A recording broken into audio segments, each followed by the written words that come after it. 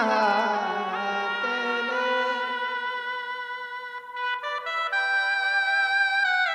जो लिखा हुआ है उसे तो भोगना ही पड़ेगा। हम आज इस योनि में आकर के हमें मनुष्य योनि ऐसी है महाराज, हर चीज की शिक्षा मिलती है। हम जानते हैं कि हम किसी को मारेंगे तो पीड़ा होगी। हम समझते हैं कि भैया किसी पक्षी को फाड़ देंगे तो दर्द होगा, उसे रक्त प्रवाहित होगा। किसी जीव को मारेंगे तो मर जाएगा, तड़पेगा।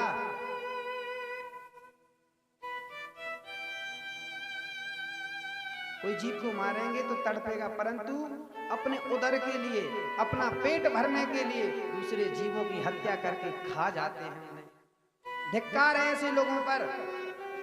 चुल्लू भर पानी में डूब के मर जाना चाहिए, तुम अपने बच्चों के पेट भरने के लिए दूसरे के बच्चों को खा जाते हो।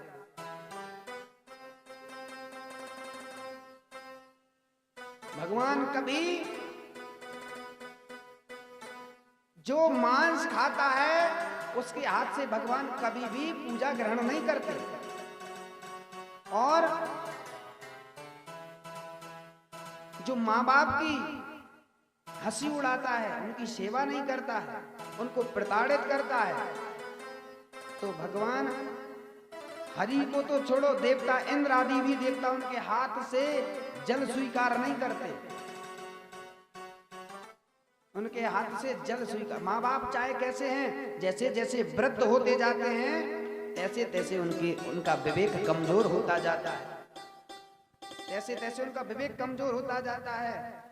परंतु लोग सोचते हैं अब तो जी पागल हो गए हैं, अब ऐसा हो गया। जब जीव वृद्ध होता जाता है तो फड़फड़ाने लगता है, नाना प्रकार की माया में ग्रसित हो जाता है। अरे मेरा भैया ऐसा कर लेना तुम, पल पल पर बोलेगा अरे वो गाय को भूसा नहीं रखा, अरे तुमने भोजन किया कि नहीं, तो हमें लगेगा कि भैया ये तो पागल हो गए। सुनेंगे नहीं, उनकी बातों को इग्नोर किया जाता है, अलग कर दिया जाता है, नहीं सुनना। परंतु उन्हें ये पता नहीं है, हाथ पकड़ कर चलना सिखाया,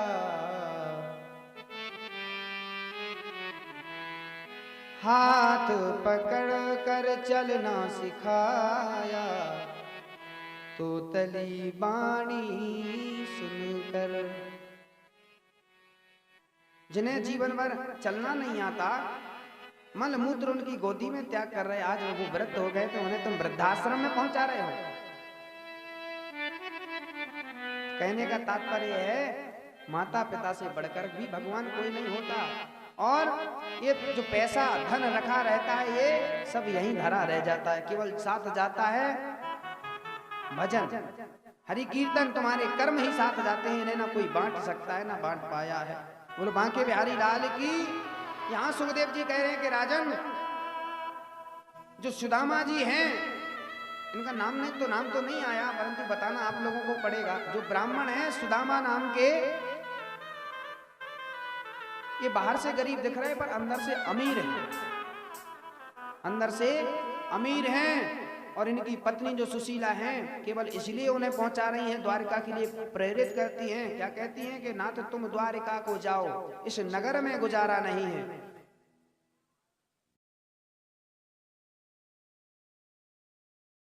स्ट्रेस को करो बाय बाय, इसलिए पहुंचा रहे हैं कि भैया हम खाने के लिए कुछ नहीं है, बच्चे भूखे सो जाते हैं।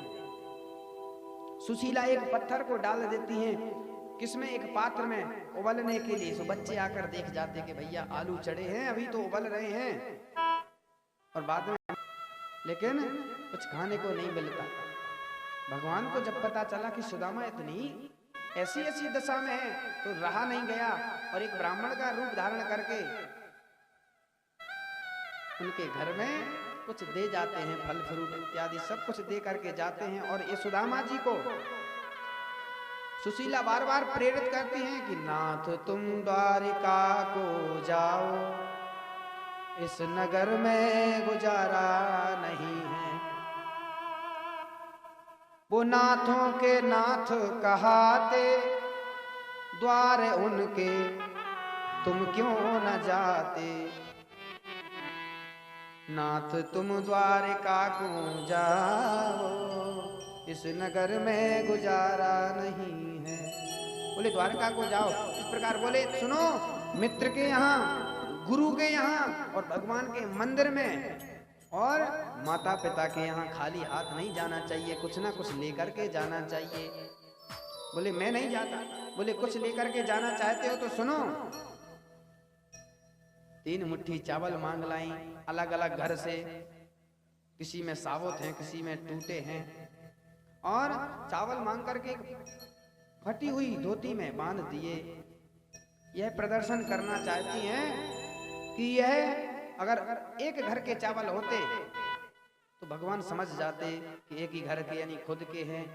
किसी घर के छोटे वाले चावल हैं, किसी घर के बड़े चावल हैं, किसी के आधे टूटे हैं, तब पता चल जाएगा भगवान को कि अलग अलग घर के चावल हैं, ये एक जैसे नहीं है। सुदामा जी ठीक है देवी सुशीला, तू नहीं मानती, तुझे धन की इच्छा है, सो मैं जाता हूं। ठीक, अब जाते हैं। जैसे ही आगे की ओर निकलते तो सुशीला कहती है एक बात और कह देना श्याम से। बोले क्या?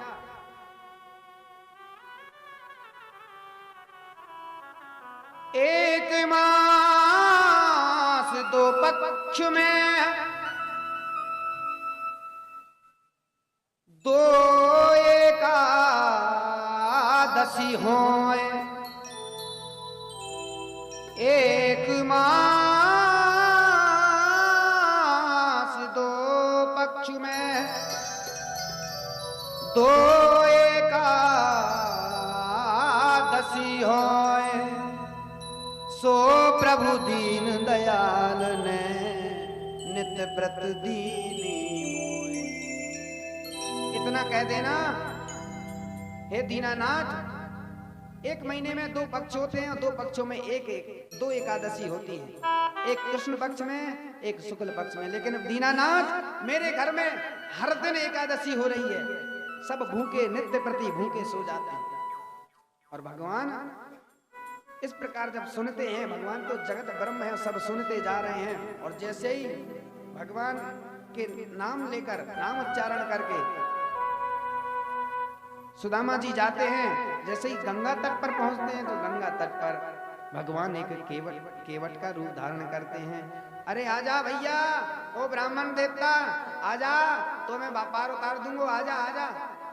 अरे भैया मैं तो चलूंगा, पर मेरे पास देवू को कछू ना है, मेरे पास पैसा ना है।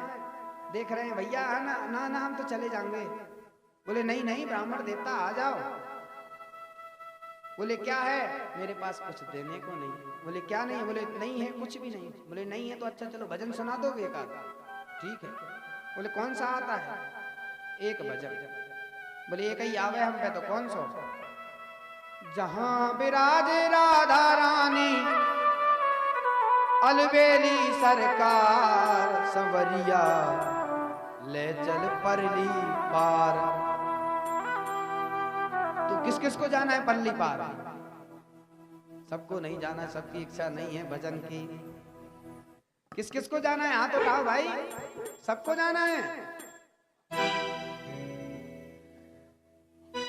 जहां विराजे राधा रानी, चलो हम भी चलते हैं आप लोगों के साथ। कहाँ? परली पार। यहाँ से परली पार वृंदावन की ओर।